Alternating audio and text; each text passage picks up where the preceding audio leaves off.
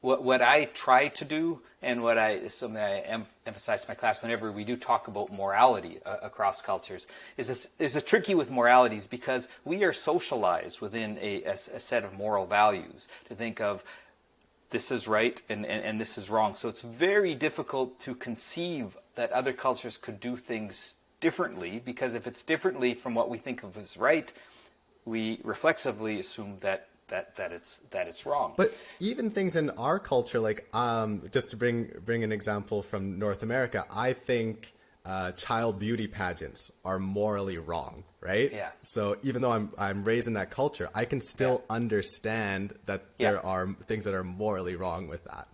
Yeah. Right. Yeah. And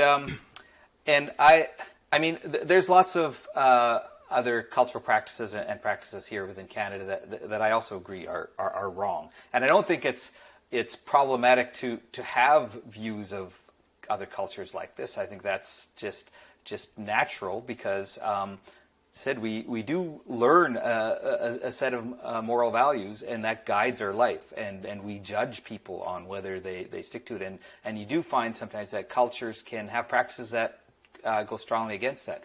I think to understand the culture, to understand that practice, it's useful to try to set aside the judgmental side and to look at it in a way of, well, how is this practice functional in that society? Why did it emerge?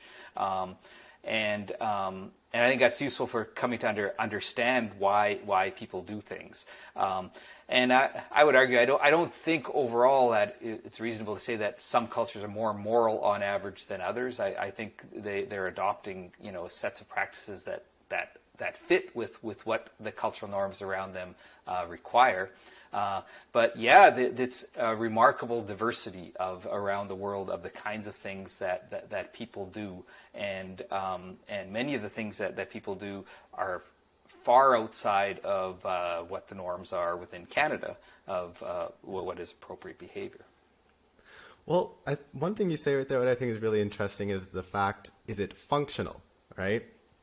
Would it be fair to say that one good way to think about morality in a universal way is if that practice is no longer functional and no longer progressing the culture?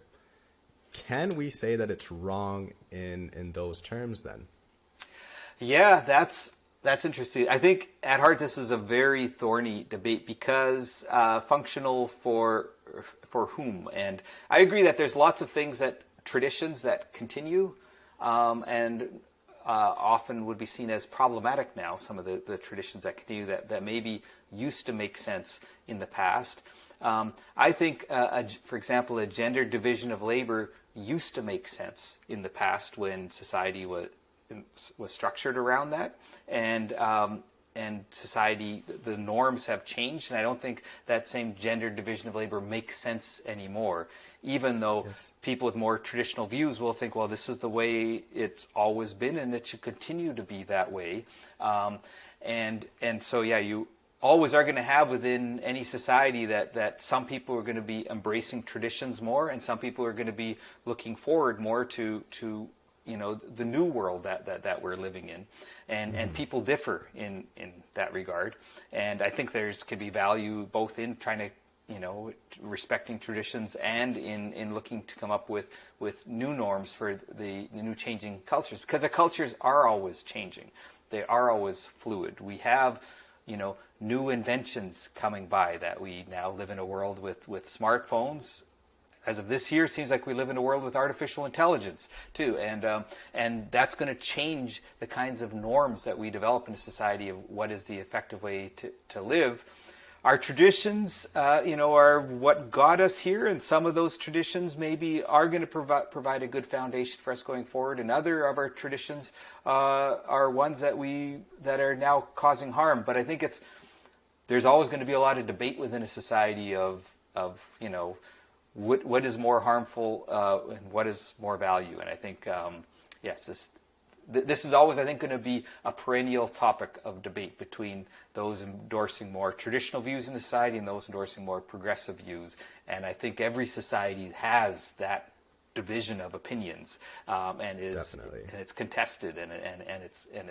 But I think it's hard to take an objective point of view and say, well, who is right and who is wrong. I think that's hard too, because we're all caught up in our own cultural networks of ideas here, that none of us has that objective perspective.